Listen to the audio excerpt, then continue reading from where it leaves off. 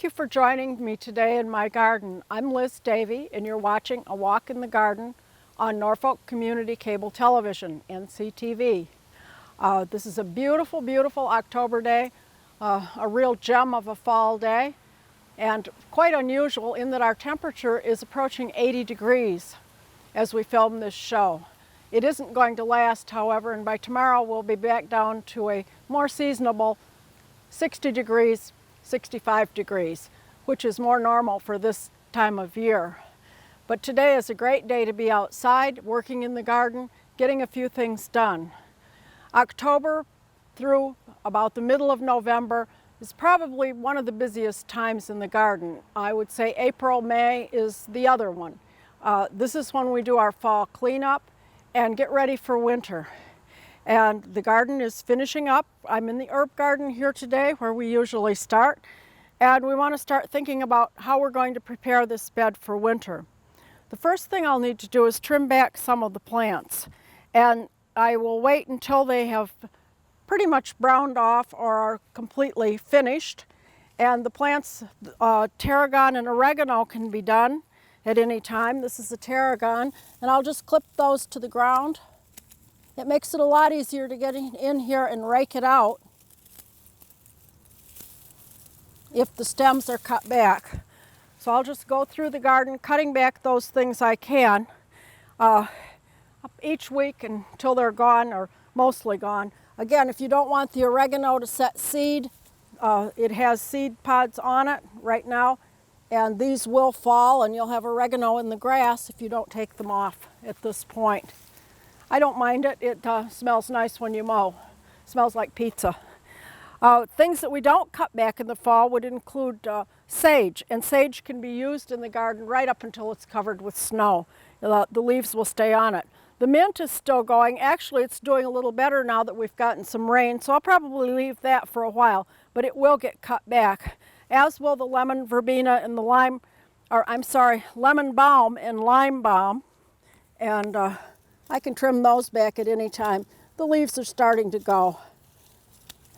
I'll also take out my plant labels and store those away in the shed for the winter.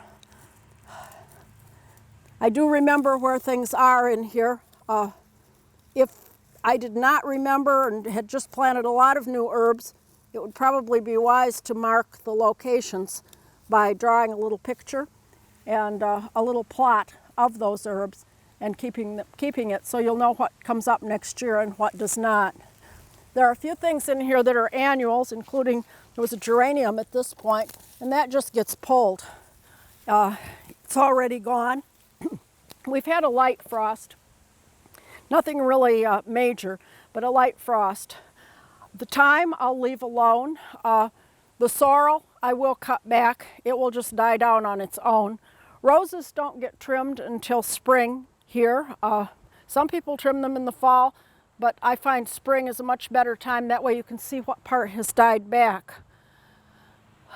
Again, we have the chives, and those will just automatically brown and can just be raked out when the garden is raked a little later in the season. So the southern wood, which is this plant, will be pruned in the spring. It puts on most of its growth in the summer, and it will die back some, so you want to cut it back in the spring. Also, lavender is not cut back in the fall. It too waits until spring. This happens to be a quite hardy lavender, and it will survive the winter just fine. I have several other lavenders that are more tender, one of which is a Spanish lavender and a French lavender, and those will come inside my front entry where it gets cold, but it really doesn't go much below freezing. Lavender and rosemary will both survive down to about 20 degrees. So they can stay in an unheated entry or a sunny spot in a garage or cellar and survive the winter. You do need to water them occasionally just to keep them going. Now let's move over to the perennial garden and see what we need to do there to prepare for fall.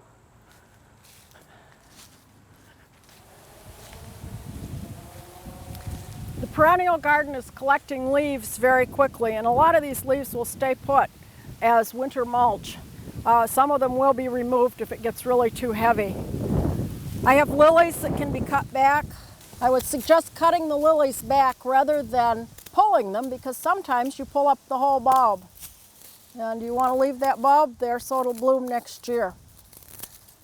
But these can be cut back.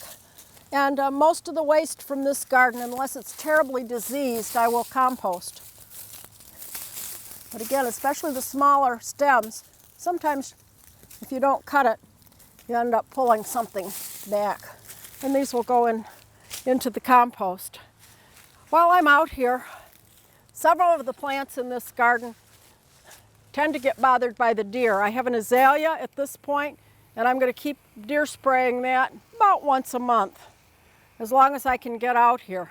If we can keep the deer from finding it and enjoying it, perhaps it will move on, they will move on to something else. There's also a couple rhododendrons and azaleas in other parts of the garden, as well as holly, and I will continue spraying those. I've stopped spraying things like hosta because it's going to go anyway if we get a hard freeze. So I will concentrate now on just the shrubs that the deer might find tasty in the winter. They can really do a number on a shrub if you don't watch it and keep it sprayed or fenced or have some other way of preserving it. We have chrysanthemums in bloom. The Eupatorium chocolate is in bloom. This had chocolate colored leaves earlier in the season. Now they're a bright gold, and we have white blooms on the plant. My little annuals are still blooming in this pot. We did have a light frost, but the petunia went very quickly. But the annual verbena, again, will survive a little colder temperature, and it's still going, and we get some blooms on it occasionally. Again, we'll just keep cutting these back. Another lily to be cut.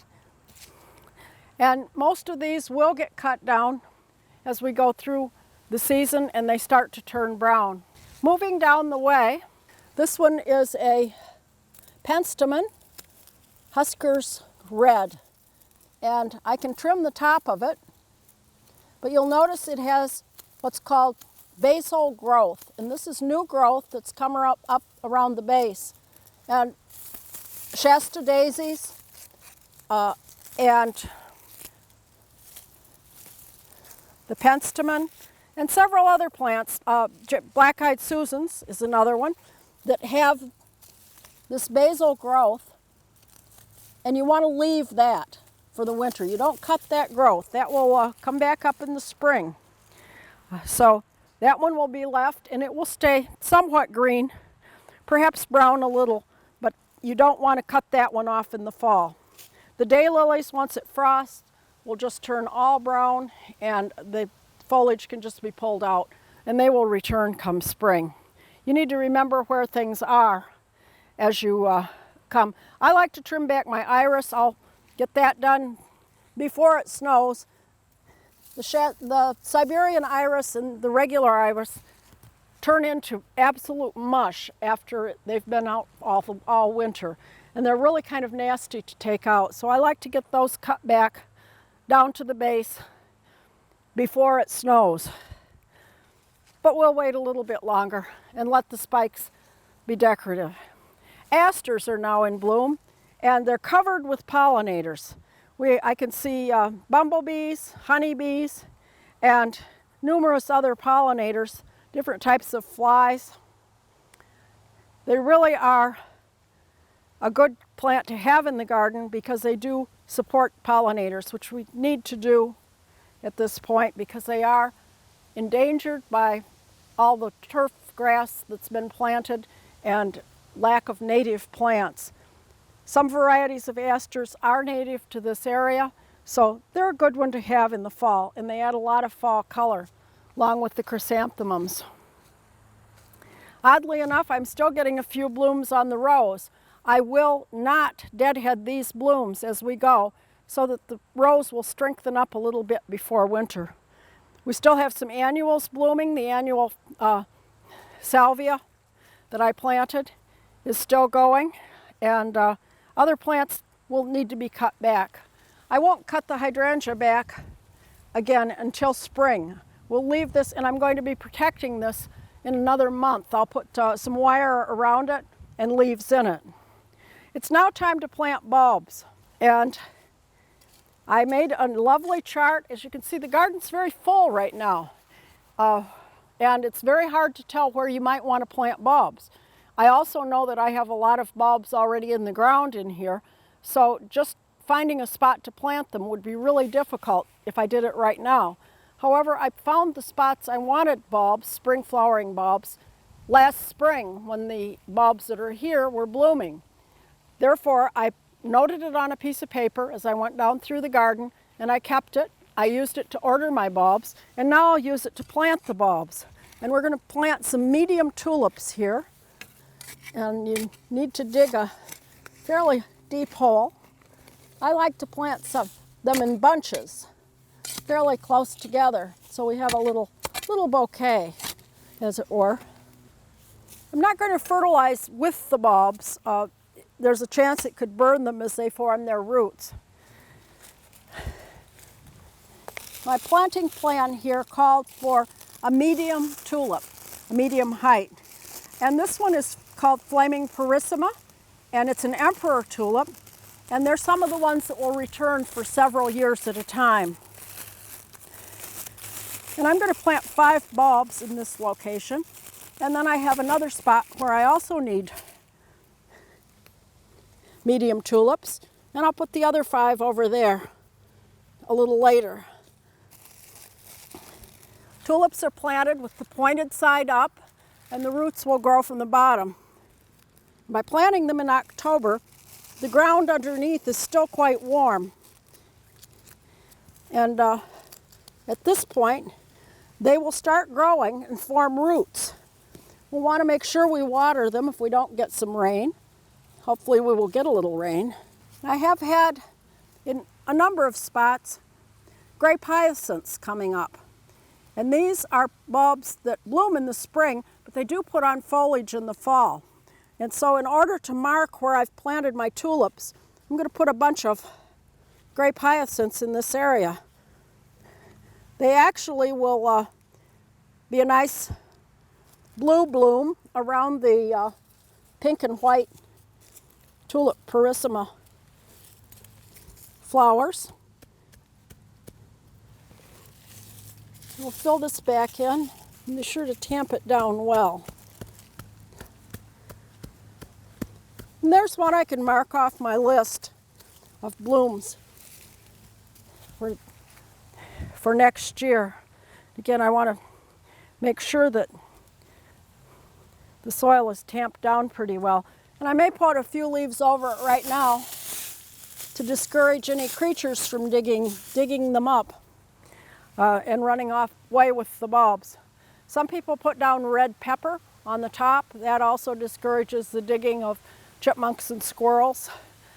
Other people put, if they have a lot of trouble with those types of creatures, will put wire fence down over it so that the animals can't dig through it, or even around the bulbs in the hole. I don't have too much trouble with them digging them up, so I think we'll be okay just kind of disguising where we've been digging. As we move over this way, there will be plenty more bulbs set in. But again, the black-eyed Susans are here, and they do have some seeds that the chickadees like, so I'll leave those a little longer so the chickadees can continue enjoying their seeds. This is a sedum, Autumn Joy, and the reason it's called Autumn Joy is because it has its most showy flowers in the autumn. These were pale pink a month ago, and now they've turned into this lovely dark red, and they'll continue to get even darker as the season goes on. Those definitely will be left until very late in the season, if not all winter, and pruned down in the spring. Some of the foliage is turning nice colors. Peonies turn to a lovely gold before they are finished, but very soon I will be cutting that one all the way back and removing the foliage. This foliage is somewhat damaged by mildew, so it will go in the trash instead of the compost. You don't want to compost problems because that will show up later on down the line. We enjoyed the larkspur all summer, but it's time to pull it out. It's an annual, and at this point it is reseeded, and we can expect to see lots of little larkspur coming up. So there are perennials which will return each year, and those would be chrysanthemums, asters, the other things, the peonies, and there are annuals which you plant like the salvia and the larkspur that bloom just once. However, some annuals have the habit of self-seeding. They drop their seed and the seed overwinters and comes up the next year. Some are too tender for that to happen, and like the salvia, that will just go, so that will need to be replanted next year. But we'll have plenty of larkspur in this location. Probably need to even thin it out because there's been a lot, and a lot of it has gone to seed. Again, peonies and lilies get cut back, and we'll protect the chrysanthemums. These are the chrysanthemums that we divided in the spring and pinched back, and you can see they formed some lovely large blooms, and the asters are still going. This is Verbena bonariensis. It is setting seed. It's another one of the ones that may reseed. So I'll save some of the seeds and start a few of these plants next spring, but I'll also let it go to seed in the location and watch out for the seedlings next year. Again, any annuals can be pulled. The zinnias were hit by the frost very hard.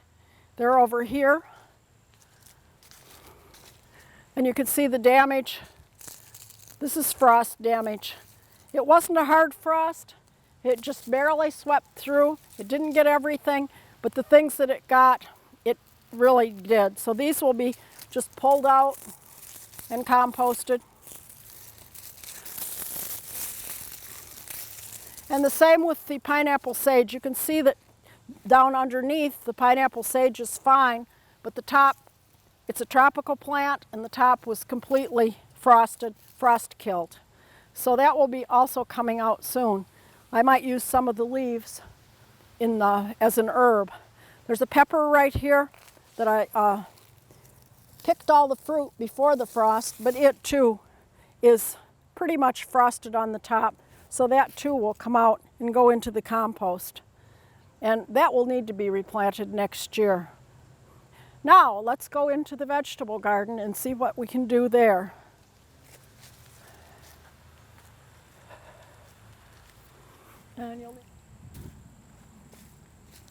Some of the vegetable garden was touched by frost, and I've already pulled up things like basil, beans, dill, some of the other, the peppers, eggplant, and the tomatoes are soon to go. As you can see, I've still got a few green tomatoes on them, but they're very unlikely to ripen at this point. They haven't been completely frozen, which they will get later, but they're in pretty tough shape, and all the leaves have been killed by the cooler temperatures that we had last week. You'd think we'd be done with planting, but we're not. October is the time to plant garlic, and garlic is a really nice crop to grow. It's easy, and this is the time you plant it. And I dug out a nice little trench here. This is kind of between where the eggplant and the tomatoes were this year. And these are some of the garlic cloves that I harvested earlier. You can also buy garlic cloves to be planted at places like Agway and Gilmore's and all of the seed catalogs that sell bulbs for fall planting.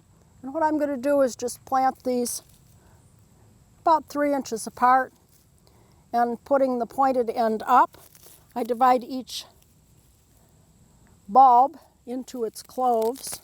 And these are some of the cloves I picked that had started to separate.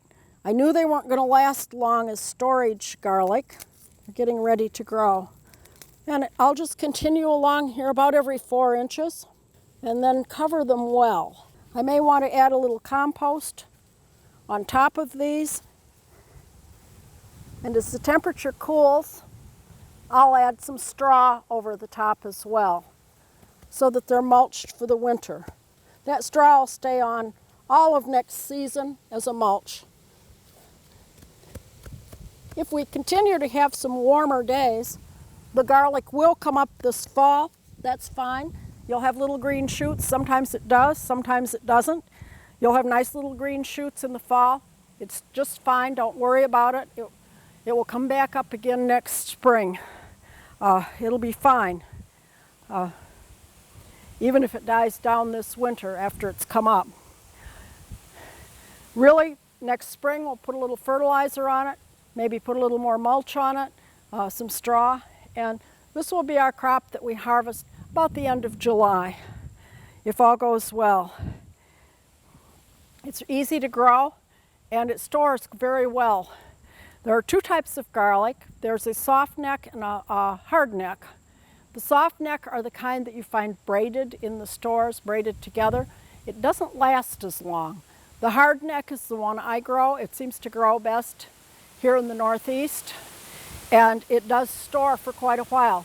I keep it in a mesh bag in my garage right outside my back door to my garage, and it will not freeze there, but it stays cool and it will last until spring if we don't use it all up, which we may. We like to use it. It's a nice addition to many dishes and so easy to grow and harvest.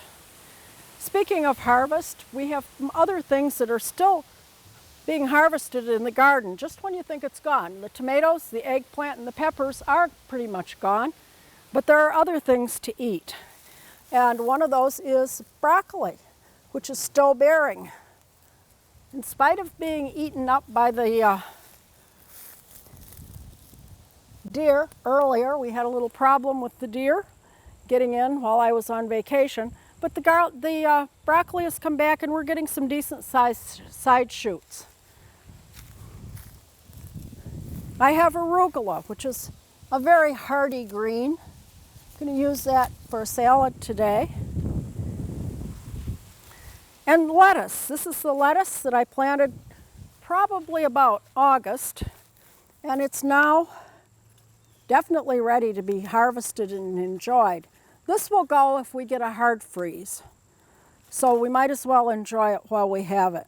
Certainly kale, and kale actually becomes sweeter after a frost, or even a hard frost, and this will be, we can pick kale probably until Thanksgiving.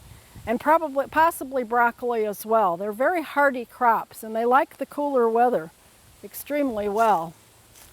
This is the piracicaba, which is a broccoli relative. I'm picking off any yellow blooms, but it too has small heads that form. And these can be sauteed, and it'll continue to put out these little heads all fall. It's very much like the broccolini that you buy that's very expensive in the grocery store. I won't pick the parsnips yet, which are at the end of this row. I'll wait until we have had a little more colder weather because they too tend to sweeten up. We have beets, and I've planted several kinds of beets. These are red beets, and probably should have thinned them a little more. We have a few that did not mature to full size, but we have plenty that did. So we have red beets.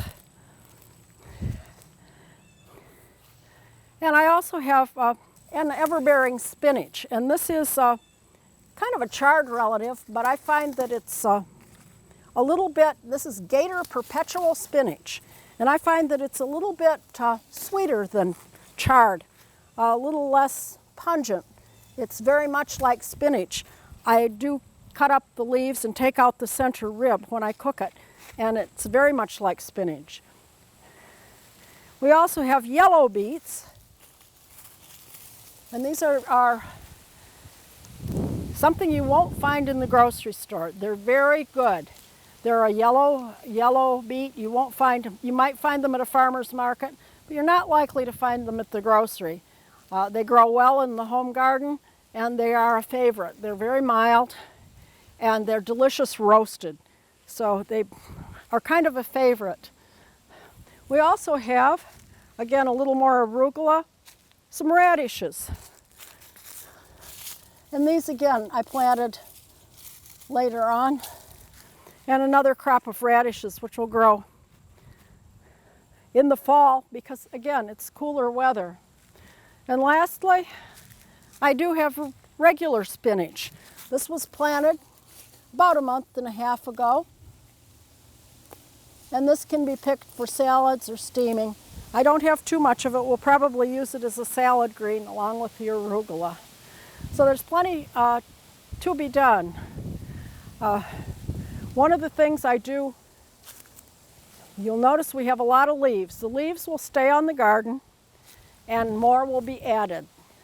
And I'm going to walk back around here, and the cucumber vine came down and I put that string and all in a trash bag for disposal.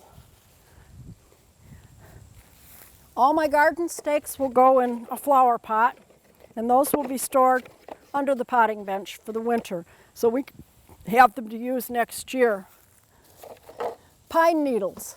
We have an abundance of pine needles from pines in my front yard. And these are what I put on my paths. And we'll keep those down. They keep the weeds off the paths. They make a nice path. And it's something to do with pine needles. They are a good covering for various paths. And we use them in several places around, all the way around the garden to keep the weeds down, and then on some other paths in the backyard as well, where it's a little muddy, and we cover those with a good thick layer of pine needles, and that keeps the mud down and still lets us use the path. Bird houses need to be cleaned. I have a bird house up here, and it will be cleaned out. Its occupants will have, the birds are finished with their nesting for the year. So we'll clean it out, and then on this one I'll probably leave the bottom out so that we will not get any invading mice, chipmunks, or squirrels using it for the winter.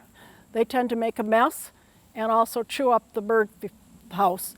So some of the bird houses that are not attached, I'll just take into the shed until spring and put those back out. The hummingbird feeder has also been removed. It's a glass container, washed out and stored away for the winter. The hummingbirds have now departed for the season. They've flown south and will return again sometime in the spring, and we'll put the feeder back out at that time. So getting ready for winter. We'll take some of these vines down. I have a few gourds that grew along the fence, and whether they will mature enough and dry enough is a good question. They're still pretty green. I'd like to see them turn a tanner color. I have 3 nice bottle gourds. The dahlia has been completely hit by the frost, and that I will cut, and when it browns up a little bit more, I'll pull the bulb and we'll take it into the shed for a week or so to dry off, and then it comes into the house for the winter. A cellar is the ideal spot. But if you don't have a cellar, you find the coolest spot you can in the house and use that. For me, that's an unused guest room. And if I have guests, I move them. But it seems to be a room that we don't heat as much, and the bulbs have done quite well there. Now, let's go back to the backyard and see what's happening in the shade garden.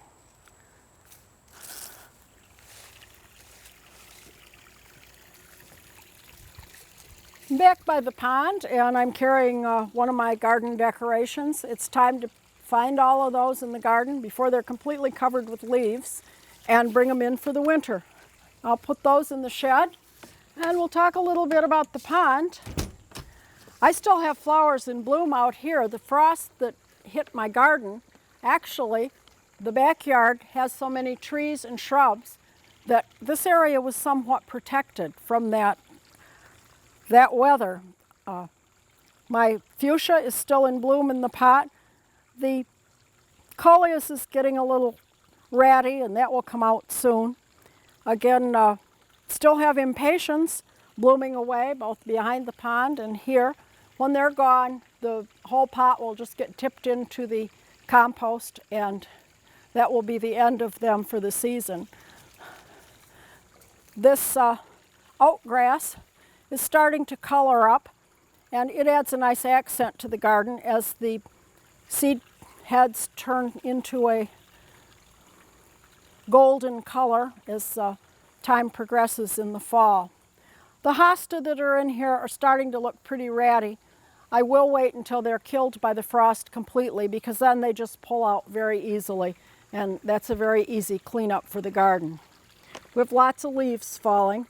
The pond is now covered, you can see, with netting, and I've used an old sprinkler tripod in the middle of the pond with a piece of fabric on the top of it. The fabric is the underlay material that was used under the pond when we built it, and that was a scrap I had left.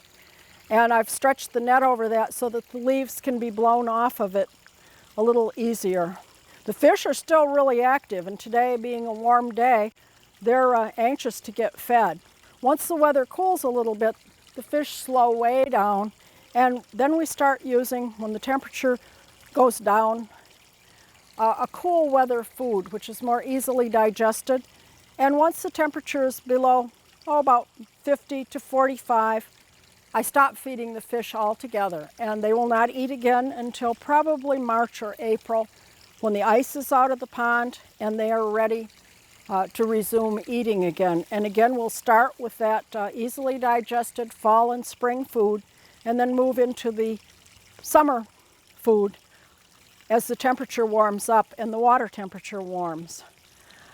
Once freezing temperatures start coming, I'll add this to the pond, and this is a heater.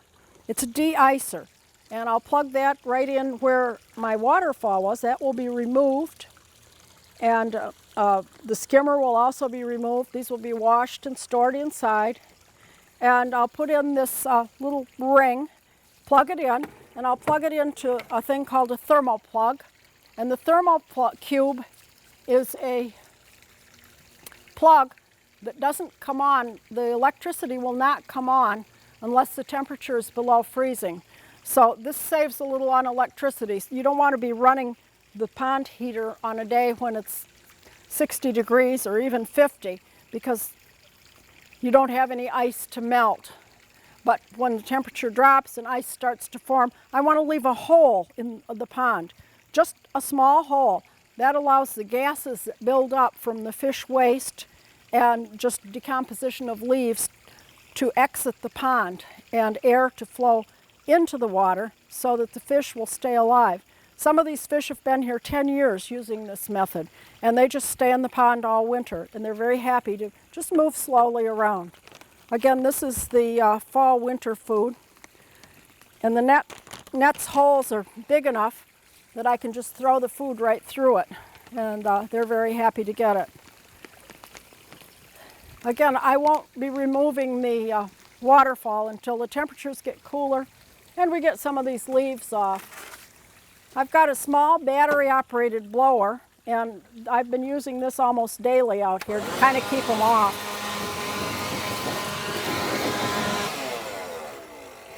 It works pretty well. I have a couple batteries for it. I have a larger blower that I use for actual lawn cleanup, but this one works great for walks and just small areas, or just to quickly blow off the leaves on the netting. Clay pots like this one, they had plants in them earlier that went, and I'll store any clay pots that I have inside the shed. If they haven't been replanted and moved inside, they'll go in the shed. Plastic pots like this one, once it's emptied, can stay outside. This I just turn upside down out by my potting bench, and it's fine all winter. Other plastic pots that might blow away, small ones, I put into a large garbage can and close it up for the winter, and there it stays. I also put my garden stakes and garden ties in that garbage can to keep them from, again, blowing away over the winter or getting carried off by some creature. But any clay pots are subject to freezing and thawing, especially if they fill with water, and they'll crack. So that's why you want to bring them in and not leave them out. I also will take this planter in. It has a pot in it. The pot will be emptied, and that will be stored with the planter so that it doesn't get moved someplace else. And I know that it belongs to this planter. Inside the shed, I've removed anything that might freeze because the temperature does go below freezing. Right now our temperature has gone from about 37 up to a little over 90 degrees inside this shed.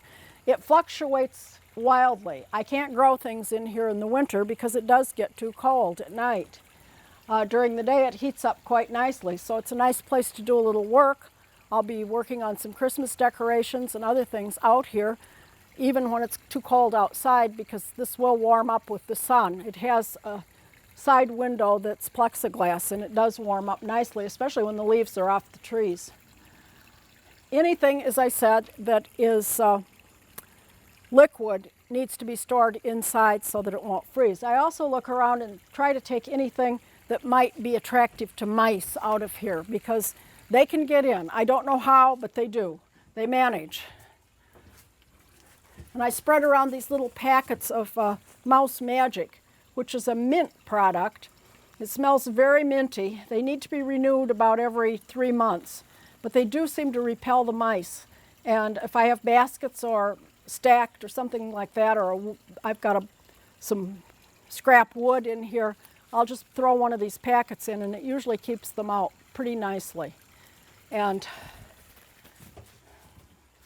my shed gets pretty full before winter. I store some of the porch deck furniture in there, and all of my plant materials, baskets, and other decorative type items, Christmas decorations, that sort of thing.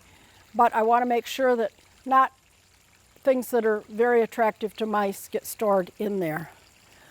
Okay, let's go inside and make some Halloween decorations and do a little cooking. The first thing that I'm going to make is a centerpiece or two, and a couple of these things these were both actually demonstrated at the Garden Club of Norfolk meeting that was held in October by Gail Tuvison, who is a talented designer. And what I've done is scooped out a pumpkin as if I were going to carve it, but instead of carving it, I've soaked and put in a piece of Oasis, which is the foam that's used in flower arranging. And I'm going to make a floral arrangement at the top of the pumpkin. And so I'll just be putting flowers in and some greens around the edge. We've got a variety of flowers here. Some are larger than others. I'll put some of those in the middle, and I can cut them as I go to make them fit a little better. And then filling in with some of the others. And the foam is soaked, so it is wet, and this will last a bit. Some of the flowers came from my garden, and some were part of a package that I purchased. One little $2.99 bunch of flowers, which gave me a few extra blooms. You want to remove any foliage that's underneath, that's going into the foam area. You don't want to have that showing there. We have a stem there. I also picked some of the eupatorium to put in. That's the white. And some of the sedum. And this sedum was picked before it turned red, and it has stayed pink. This one was picked after it turned red. And you can see the difference in color. Also a few chrysanthemums. We'll stick those in. And the idea is just to fill it in and cover up the foam and make a nice little floral arrangement for a centerpiece. This is good for Thanksgiving, Halloween, all through the fall. Again, a few of the purple mums we can poke into, put in the middle, and it seems to be coming along. I may want some more shorter pieces down at the lower edge. So as you can see, we can very, very quickly put together a little centerpiece for the garden. need to clean up a little here. And we'll have that over here around our flowers a little later. I have cut the little black stamens off of the lilies, especially if you want to put that on a table. You don't want those to be able to fall on your tablecloth, or you will have a very difficult dark stain on your tablecloth. So that needs to be taken care of. Now, you can prop the stem right next to it if you wish, or not. And then the other centerpiece is very simple. Using the scraps from the Oasis that you cut, and Oasis is the wet foam, and there's also one called Sahara, which is the dry foam, and that's for dried flowers. But you'll notice the apple has been cut just kind of as if you cored the apple, and a little piece of the wet Oasis put in that, and then a chrysanthemum put in. And actually, these were the ones that Gail did at our meeting a week ago. And you can see they've still held up. They've been sitting here on my counter for a week. So they're really quite long lasting. I've watered them once. I just poured a little bit of water on the Oasis and put the flower back in. So that's another nice little centerpiece that can last a long time and really looks nice on any sort of little tray that you have. Now let's cook some food to go with our centerpiece.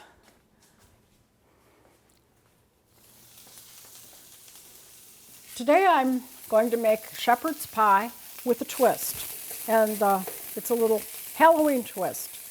And right now I've browned some hamburger and onion, and I drained off some of the fat, and I'm heating it up. And I'm going to add 2 tablespoons of flour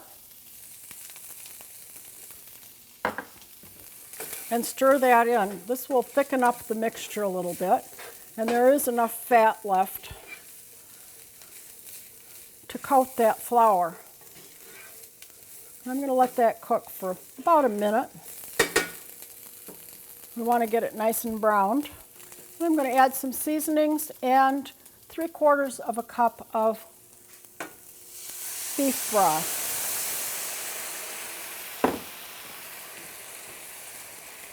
And the flour will thicken this up a bit. We'll give it maybe 4 or 5 minutes to boil in the pan. And I'll add a tablespoon of Worcestershire sauce and a tablespoon of steak seasoning. This is Mrs. Dash steak seasoning. You could add whatever seasoning you'd like. I've chosen these. I'm going to let this cook until it thickens some. It's already starting to. Shepherd's pie is usually the way we make it these days, made with ground beef, vegetables, and topped with mashed potatoes, and then put into the oven for a final bake. We also need a tablespoon of ketchup, which I need to get from the refrigerator. Again, we'll season it up with that.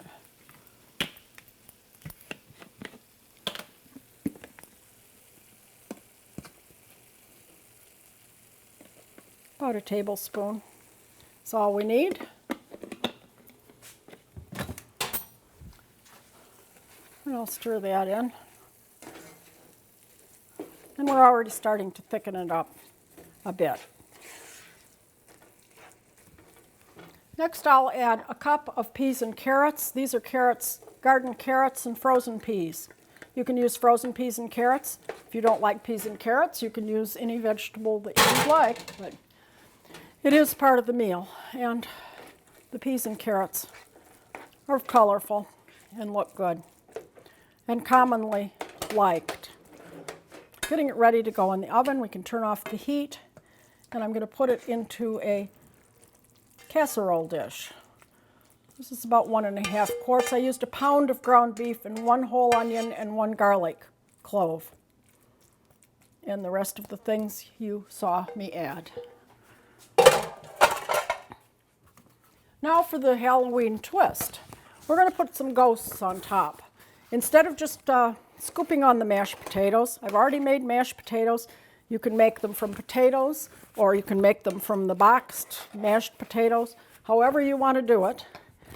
I made these from actual mashed potatoes, and I'm going to put them into the pastry bag. I did add some sour cream and 1/4 cup of grated cheddar cheese to the potatoes, along with salt and pepper and a little milk and butter. So they should have some good flavor. And I left them kind of thick, and I'm going to make some ghosts on top of the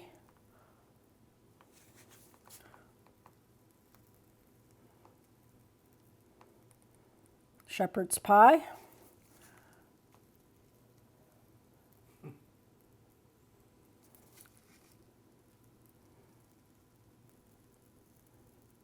I think I need to make bigger ghosts, actually. Fatter ones, at least.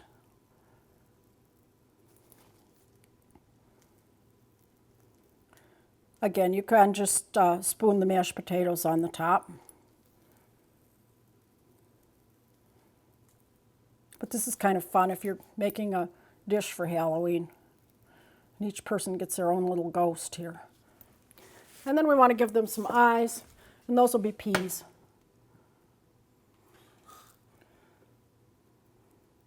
Not original. I did see this on the internet. I thought it was cute. Might get the kids to eat supper before they trick or treat.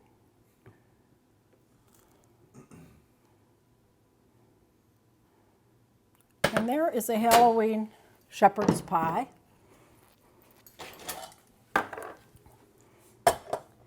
And to go with that, I'm going to make a salad, and I'm using arugula that's been washed and cut up. I'm going to add some walnuts,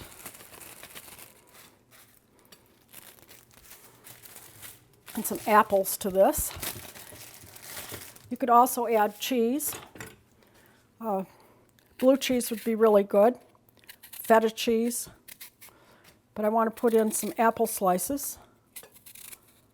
If you make it in advance, you might want to put some lemon juice on the apple slices so that they don't turn brown. Granny Smiths are pretty good about staying good.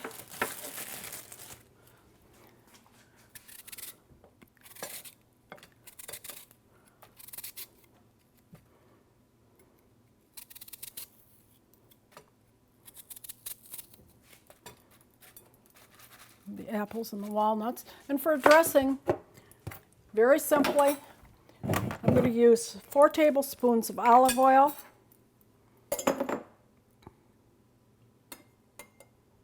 that's 1/4 cup. I prefer not to dirty 2 containers, so I'll just do 4 tablespoons, but it's 1/4 cup. 3 tablespoons of balsamic vinegar, and this is white balsamic vinegar. It comes in a lighter color. You could also use cider vinegar since you're putting apples in.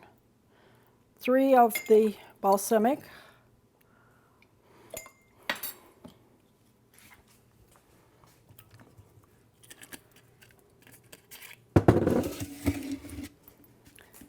And 2 tablespoons of maple syrup. This is a really good dressing on many fall salads, especially when they include things like apples. And I'll just shake this together, and you'll notice I'm just using a jar, which is the best way to shake it together. And this will be served with our shepherd's pie. And I don't want to block the view here yet, so we'll leave those out at this point right now. Now the next thing I want to do are a few treats. And I need to turn on the microwave and microwave for about 30 seconds white and dark chocolate.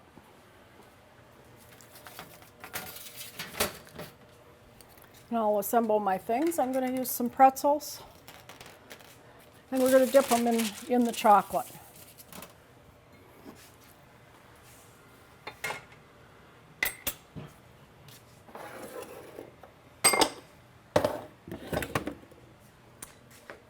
Oh, I forgot to put the cheese on the shepherd's pie.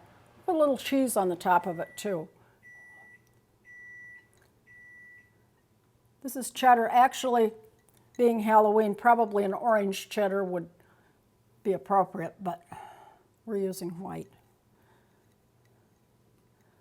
This will go in the oven at 375 for about 30 to 40 minutes. Now let's see if the chocolate's ready.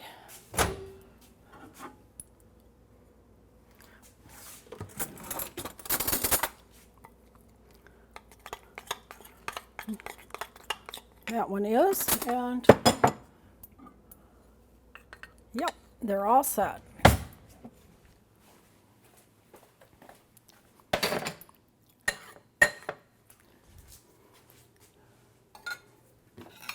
I'm going to dip the pretzels, and I'm going to make some ghosts and some owls. And I just stirred this in the microwave, and it only takes a little bit of time. What this mixture was white chocolate chips and a half teaspoon, about a cup of white chocolate chips and a half a teaspoon of coconut oil. You could also use shortening. And I'm dipping the pretzels in. These are going to be ghosts. And then I'll drain it, and I find that my carving fork works about best. And the idea is you want to leave the bottom portion of the pretzel open because that's going to be the ghost's mouth.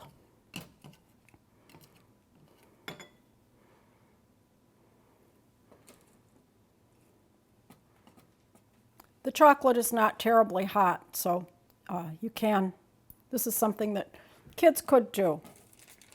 Messy, but fun. And again, you want to put some of the chocolate in the two upper parts of the pretzel.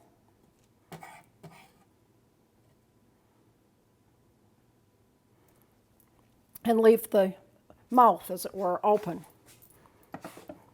Now, I went over to the craft store and found candy eyes.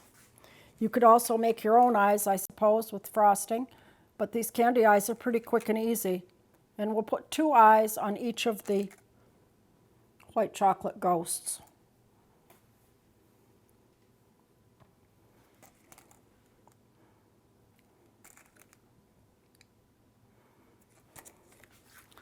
And then I'm going to dip some of them in the chocolate, the dark chocolate. Again, that's chocolate chips and a little shortening or coconut oil.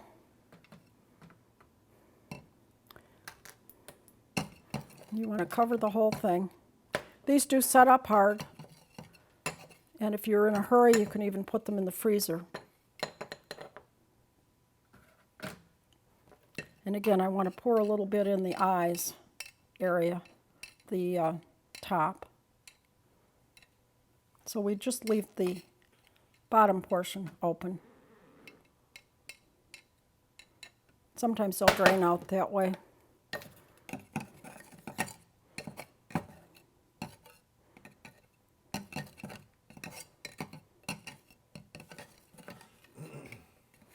I'm going to cover all the surfaces.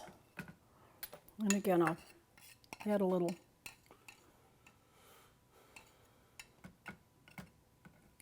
I love making Halloween treats. You can't hand them out to kids anymore, but you can serve them to your own kids and your own family. That works out just fine. Now with these, I'm going to use some chocolate chips for the owl's ears.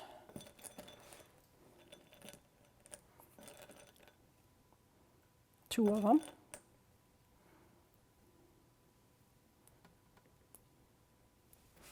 And again, we'll use the eyes.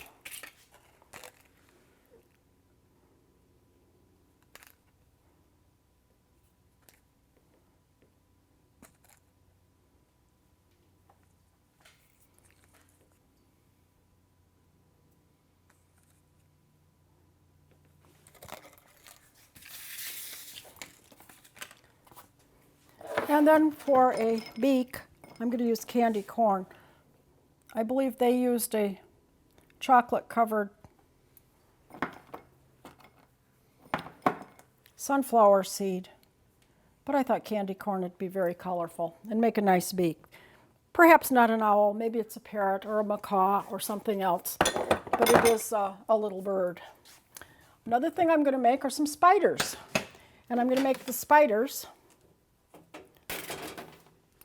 with chocolate chip cookies, and you can use any kind of cookies. I made chocolate chips. You can buy chocolate chips, whatever you wish to do with them. And I'll just make one spider here.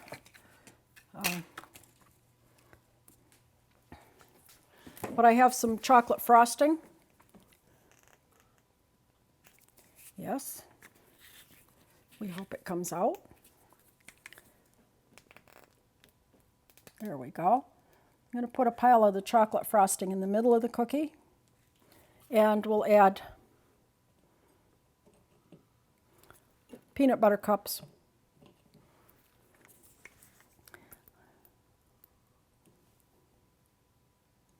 And again, use up some of those eyes. I think I'm just about out of eyes.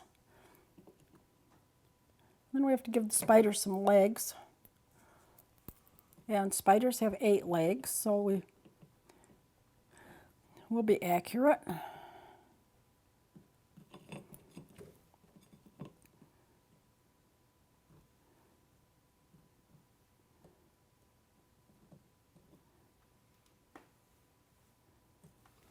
This is a chocolate frosting made with dark chocolate cocoa, which is now available in the stores, and it makes a very dark chocolate frosting.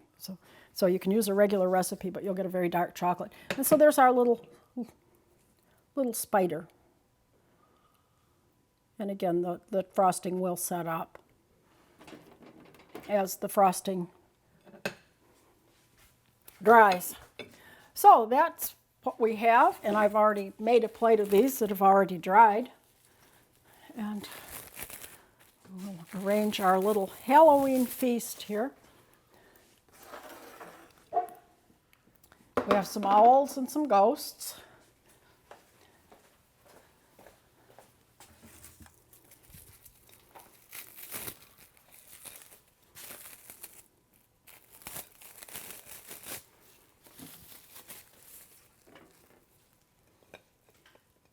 And our spider cookies, along with our centerpieces, which I'll bring over this way a little more. And we'll put the apples on the other side.